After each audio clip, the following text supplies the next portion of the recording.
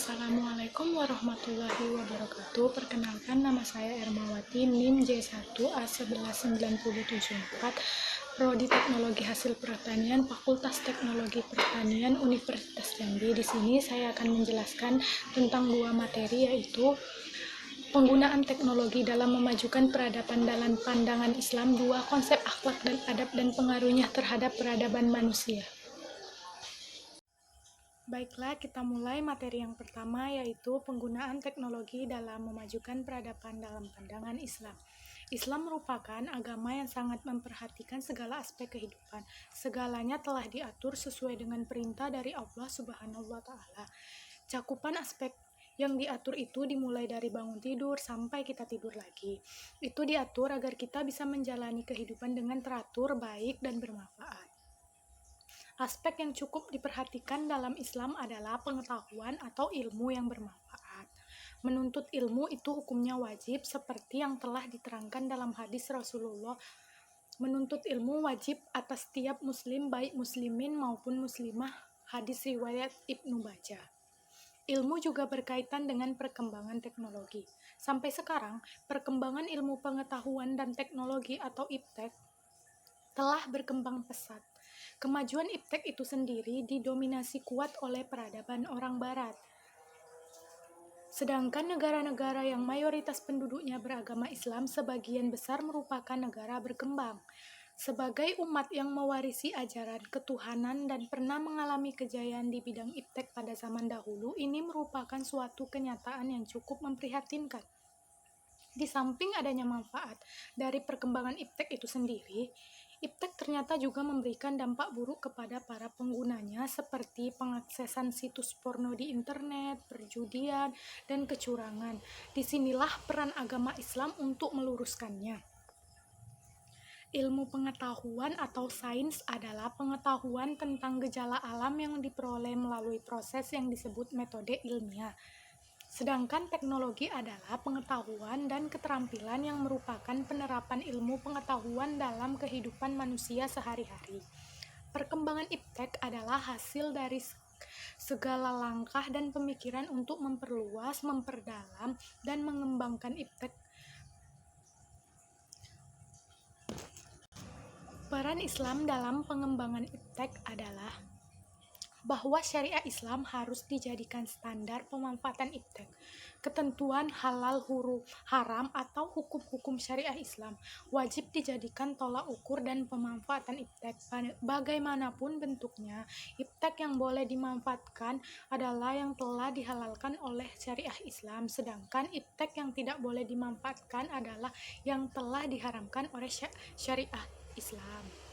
Pandangan Islam terhadap iptek merupakan dasar dan pondasi yang menjadi penyangga bangunan peradaban modern.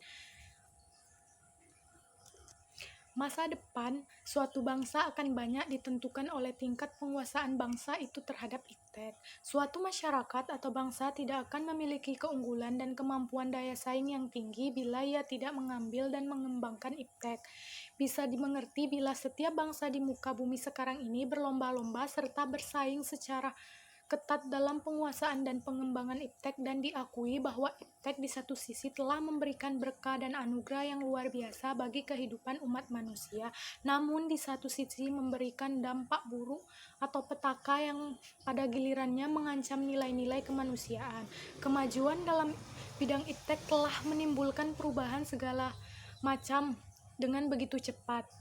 Perubahan ini selain sangat cepat memiliki daya jangkau yang amat luas, hampir tidak ada segi-segi kehidupan yang tidak tersentuh oleh perubahan. Perubahan ini pada kenyataannya telah menimbulkan pergeseran nilai-nilai dan kehidupan umat manusia, termasuk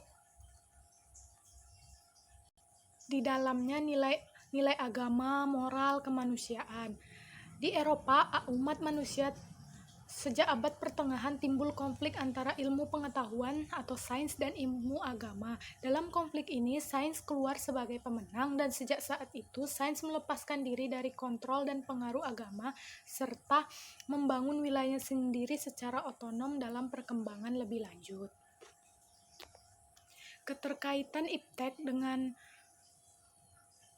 Moral atau agama diharapkan bukan hanya pada aspek penggunaannya saja, tetapi juga pada pilihan objek dan metodologinya sekaligus. Di negara ini, gagasan tentang perlunya integrasi pendidikan iptek ini sudah lama digulirkan. Profesor B.J. Habibie adalah orang pertama yang menggagas integrasi iptek. Hal ini selain karena adanya problem dikotomi antara apa yang dinamakan ilmu-ilmu umum atau sains dan ilmu-ilmu agama atau Islam, juga disebabkan oleh adanya kenyataan bahwa pengembangan iptek dalam sistem pendidikan kita tampaknya berjalan sendiri tanpa dukungan asas iman dan takwa yang kuat. Sehingga pengembangan dan kemajuan iptek tidak memiliki nilai tambah dan tidak memberikan manfaat yang cukup berarti bagi kemajuan dan kemaslahatan umat bangsa dalam arti yang seluas-luasnya. Kekhawatiran ini cukup beralasan karena sejauh ini sistem pendidikan kita tidak cukup mampu menghasilkan manusia Indonesia yang beriman dan bertakwa kepada Allah Subhanahu wa Ta'ala sebagaimana yang diharapkan. Berbagai tindak kejahatan yang sering terjadi dan banyak dilakukan justru oleh orang-orang yang secara akademik sangat terpelajar bahkan mumpuni. Ini berarti aspek pendidikan turut menyumbang dan memberikan saham bagi kebangkrutan bangsa yang kita rasakan sekarang. Kenyataan ini menjadi salah satu catatan mengenai rapot merah pendidikan nasional kita. Secara lebih spesifik, integrasi pendidikan iptek ini diperlukan karena 4 alasan. Yang pertama, sebagaimana telah dikemukakan, iptek akan memberikan berkah dan manfaat sangat besar bagi kesejahteraan hidup umat manusia bila iptek disertai oleh asas-asas iman dan takwa kepada Allah Subhanahu wa Ta'ala. Sebaliknya, tanpa asas, iptek bisa disalahgunakan pada tujuan-tujuan yang bersifat destruktif. Iptek dapat mengancam nilai-nilai kemanusiaan. Jika demikian, iptek hanya absah secara metodologis tetapi batil dan miskin secara maknawi. Perkembangan iptek yang begitu pesatnya telah membawa manfaat yang luar biasa bagi kemajuan peradaban umat manusia. Jenis-jenis pekerjaan sebelumnya menuntut kemampuan fisik cukup besar kini relatif sudah bisa digantikan oleh perangkat mesin-mesin otomatis. Sistem kerja robotis telah mengalihfungsikan tenaga otot manusia dengan perbesaran dan percepatan yang menakjubkan. Begitupun dengan telah ditemukannya formulasi-formulasi baru aneka kapasitas komputer seolah sudah mampu menggeser posisi kemampuan otak manusia dalam berbagai bidang ilmu dan aktivitas manusia. Ringkas kata, kemajuan iptek yang telah kita capai sekarang benar-benar telah diakui dan dirasakan memberi banyak kemudahan dan kenyamanan bagi kehidupan umat manusia. Bagi masyarakat sekarang, iptek sudah merupakan suatu religion. Pengembangan iptek dianggap sebagai solusi dari permasalahan yang ada. Sementara orang bahkan memuja iptek sebagai liberator yang akan membebaskan mereka dari kungkungan kefanaan dunia. Iptek diyakini akan memberi umat manusia kesehatan, kebahagiaan, dan peran Islam dan perkembangan teknologi. Namun, manusia tidak bisa pula menipu diri akan kenyataan bahwa iptek mendatangkan malapetaka dan kesengsaraan bagi manusia dalam peradaban modern yang mudah. Terlalu sering manusia terhenyak oleh disilusi dari dampak negatif iptek terhadap kehidupan umat manusia. Kalaupun iptek mampu mengungkapkan sebuah tabir rahasia alam dan kehidupan, tidak berarti iptek sinonim dengan kebenaran, sebab iptek hanya mampu menampilkan kenyataan. Kebenaran yang manusiawi haruslah lebih dari sekedar kenyataan objektif. Kebenaran harus mencangkup pula unsur keadilan. Tentu saja iptek tidak mengenal moral kemanusiaan, oleh karena itu iptek tidak pernah bisa menjadi standar kebenaran atau solusi dari masalah kemanusiaan. Dampak positif dan negatif iptek dari perkembangan teknologi dilihat dari berbagai bidang. Di bidang informasi dan komunikasi dalam bidang telah terjadi kemajuan yang sangat pesat. Dari kemajuan dapat kita rasakan dampak positifnya antara lain, kita akan lebih cepat mendapatkan informasi-informasi yang akurat dan terbaru dari bumi bagian manapun melalui internet. Kita dapat berkomunikasi dengan teman maupun keluarga yang sangat jauh hanya dengan melalui handphone. Kita mendapatkan layanan bank dengan sangat mudah, dan lain-lain. Di samping keuntungan yang kita peroleh, ternyata kemajuan teknologi tersebut dimanfaatkan juga untuk hal-hal negatif antara lain pemanfaatan jasa komunikasi oleh jaringan teroris, penggunaan informasi tertentu dan situs tertentu yang terdapat di internet yang bisa disalahgunakan pihak tertentu untuk tujuan tertentu. Kerahasiaan alat tes semakin terancam. Melalui internet kita dapat memperoleh informasi tentang tes psikolog dan bahkan dapat memperoleh layanan tes psikolog secara langsung dari internet. Kecemasan teknologi. Selain itu ada kecemasan skala kecil akibat teknologi komputer. Kerusakan komputer karena terserang virus, kehilangan berbagai file penting dalam komputer. Sikap Muslim terhadap kemajuan iptek. Sikap kita sebagai Muslim dalam menanggapi iptek, tentunya kita harus menanggapi dengan bijak. Cara menanggapi iptek diantaranya resesif, kita harus menerimanya dengan bijak. Jangan sampai kita menolaknya terhadap perkembangan iptek. Kemajuan iptek itu tidak bisa kita tolak. Selektif, setelah menerima kita harus memilih dan memilah mana yang baik dan mana yang tidak. Dengan dasar Al-Quran, hadis, dan sunnah, tentu kita bisa melakukan hal ini. Di gesisif iptek kita perlu kita arahkan tentunya untuk amal ma'ruf nahi mungkar adaptif. Perlu juga kita sesuaikan dengan jati diri sebagai muslim yang pasti sesuai dengan dasar Islam. Transmitif, kembangkanlah iptek untuk menyiarkan agama Islam sebagai contoh dengan ada Al-Quran seluler, Quran digital, dan sebagainya. Kesimpulan dari kemajuan teknologi adalah sesuatu yang tidak bisa kita hindari dalam kehidupan ini, karena kemajuan teknologi akan berjalan sesuai dengan kemajuan ilmu pengetahuan. Perkembangan teknologi memang sangat diperlukan. Setiap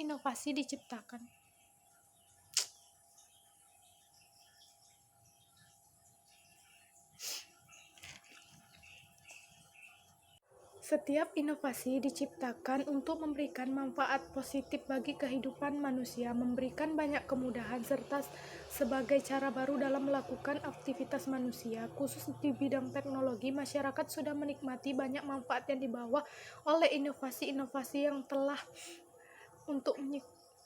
dihasilkan dalam dekade terakhir ini. Namun, manusia tidak bisa menipu diri sendiri akan kenyataan bahwa teknologi mendatangkan berbagai efek negatif bagi manusia. Oleh karena itu, untuk menyikapi terhadap iptek dan untuk mencegah atau mengurangi akibat negatif kemajuan teknologi, pemerintah di suatu negara harus membuat peraturan-peraturan atau melalui suatu konvensi internasional harus dipatuhi oleh penggunaan teknologi. Baiklah, kita masuk pada materi yang kedua, yaitu konsep akhlak dan adab dan pengaruhnya terhadap peradaban manusia. Adab dan akhlak adalah dua hal yang penting dalam kehidupan manusia. Oleh karena itu, Islam menaruh perhatian yang sangat tinggi akan dua hal ini. Tidak mengherankan jika para ulama dahulu menasihati para penuntut ilmu untuk belajar adab sebelum belajar yang lainnya.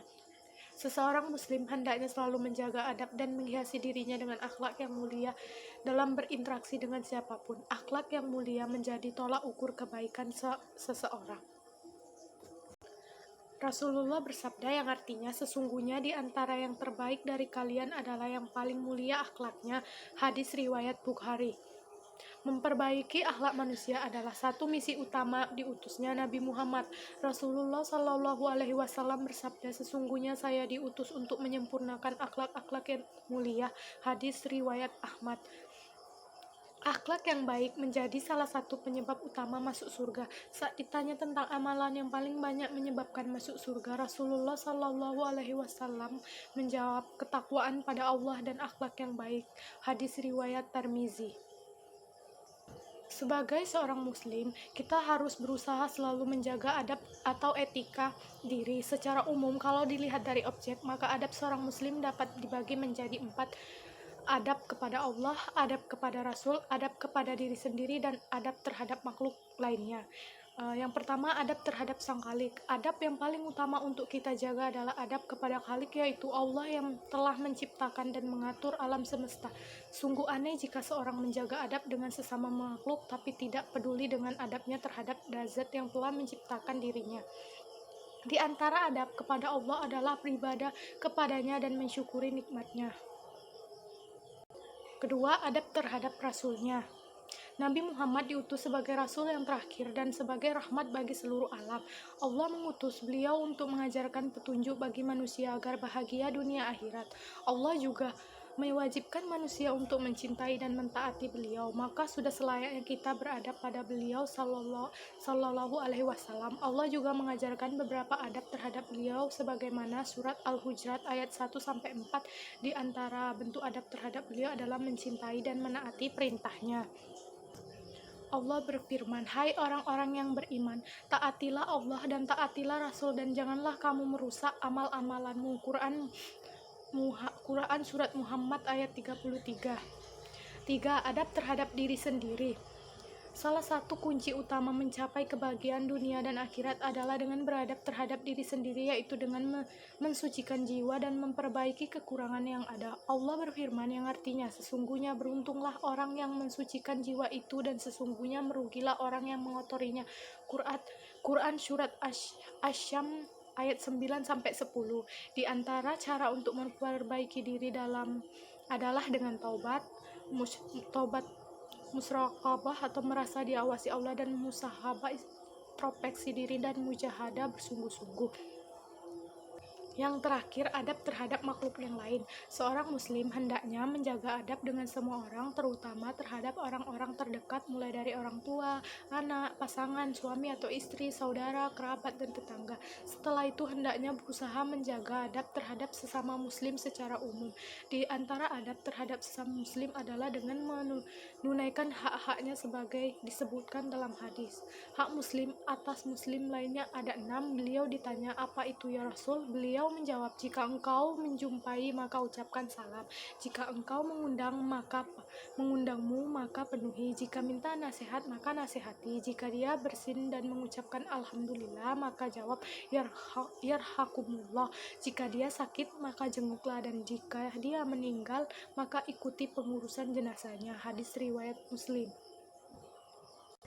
Kehidupan rohani atau kejiwaan yang matang akan membuat manusia semakin manusiawi dan membuatnya semakin dapat melengkapi fitrahnya sebagai manusia, yaitu manusia yang senantiasa ada bersama orang lain. Jika pendidikan agama itu malah menjadi penghambat integrasi bagi pelaksanaan nilai-nilai moral, maka yang keliru bukanlah ajaran agamanya, melainkan cara penafsiran ajaran agama itu dalam tatanan praktis. Oleh sebabnya, cara penafsiran atas ajaran agama inilah yang perlu diperbaiki. Keenam, agama resmi yang diakui di negara ini tidak satu pun memiliki ajaran agama yang bertentangan dengan nilai-nilai moral. Untuk inilah, tidak ada alasan bahwa agama menjadi sumber perpecahan dalam kehidupan bersama. Sebaliknya, praksis kehidupan bermoral warga negara semakin kokoh dengan adanya pendasaran dari keyakinan tersebut. Hal lain yang perlu diperhatikan bagi integrasi pendidikan agama dan pendidikan karakter adalah kaitan antara keyakinan agama dan kebersamaan hidup dalam masyarakat majemuk seperti Indonesia. Pendidikan karakter yang dalam Islam dikenal juga sebagai pendidikan akhlak mutlak diperlukan dan dibumikan dalam kehidupan bermasyarakat. Akhlak merupakan identitas penting manusia. Baik dan buruknya akhlak menunjukkan bahwa ia manusia apa bukan. Sekali lagi, kita diingatkan bahwa para nabi dan rasul diutus Tuhan untuk menyempurnakan akhlak manusia supaya manusia itu dapat melaksanakan tugasnya. Tugas manusia ialah menjadi manusia seutuhnya. Sekelompok umat bahkan negara akan mengalami kehancuran oleh buruknya akhlak. Baik buruk suatu peradaban ditentukan oleh akhlak masyarakat. Itulah tadi materi yang dapat saya sampaikan. Atas waktunya saya ucapkan terima kasih.